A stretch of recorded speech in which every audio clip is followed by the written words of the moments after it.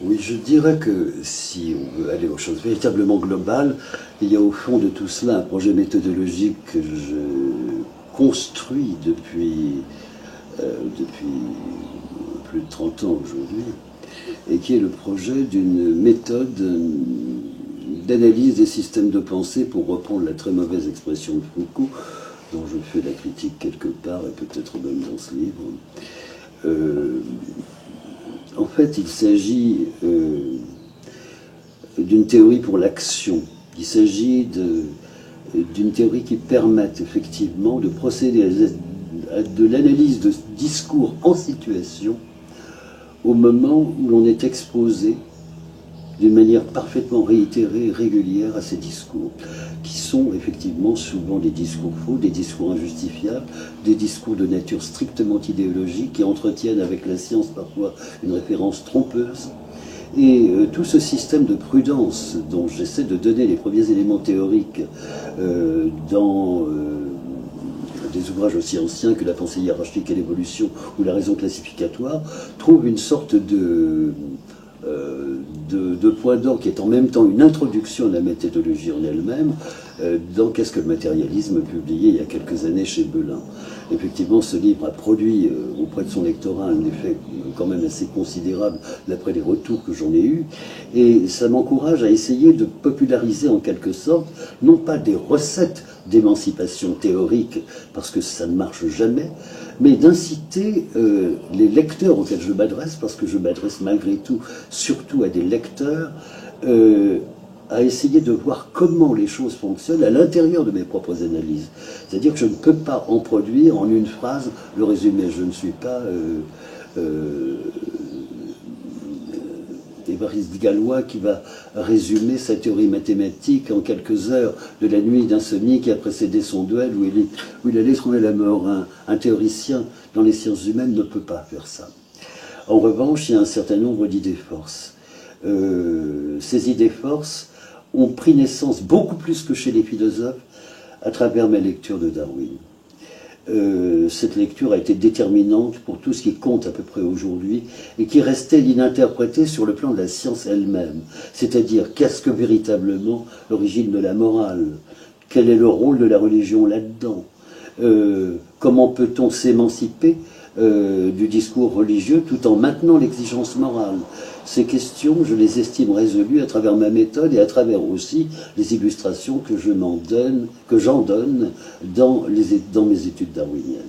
Alors là, bien sûr, la recommandation de lecture va de soi, mais en même temps, elle est irréaliste dans la mesure où j'ai beaucoup trop écrit, notamment sur Darwin, pour conseiller sérieusement aux gens de tout lire. Je dirais simplement, lisez l'effet Darwin. Ensuite, si vous voulez aboutir à ce livre, L'intelligence des limites, qui est la limite actuelle de ma théorisation, eh bien, lisez Théorie du sacrifice et lisez enfin ce dernier livre que j'ai eu le plaisir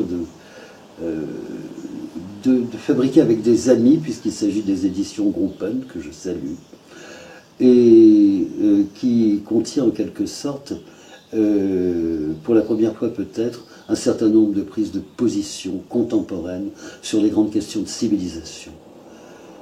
La civilisation, nous sommes en train de la perdre, et nous l'avons déjà en partie perdue.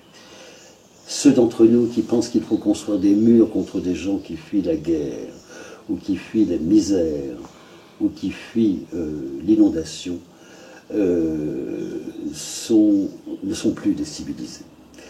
Ceux qui condamnent ceux qui leur portent secours et en font des coupables aux yeux d'une loi inique, ne sont plus des civilisés. C'est le problème qui se pose aujourd'hui à ce qu'on appelle très globalement l'Occident, c'est surtout le problème qui se pose à tous les pays riches. Il y a un système qui est en train de trouver aujourd'hui sa limite et qui s'appelle le capitalisme, qui s'appelle l'économie de marché, qui s'appelle le libéralisme. Sous quelques dénominations qu'on le présente, il s'agit toujours de la même chose et de ses entours.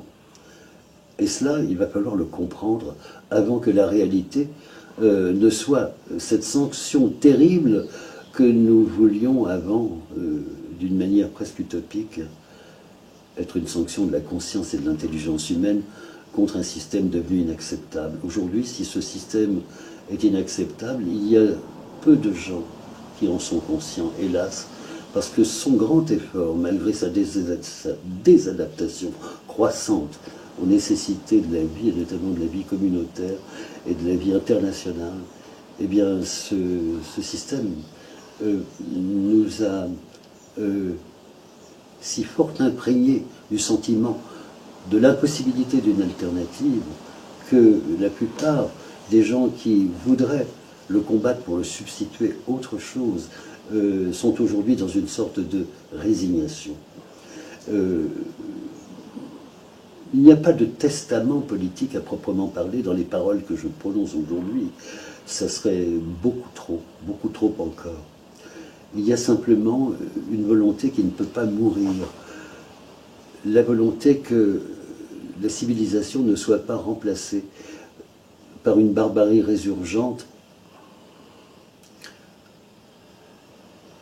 par la barbarie de ceux qui aujourd'hui construisent des murs au lieu de construire les conditions qui feront que les catastrophes annoncées pourront être converties en chances nouvelles pour une humanité plus libre. Voilà, c'est un petit peu cela que je voulais dire en conclusion.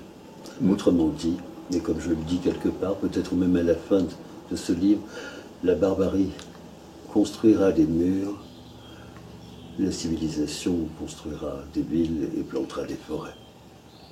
Merci Patrick Thor.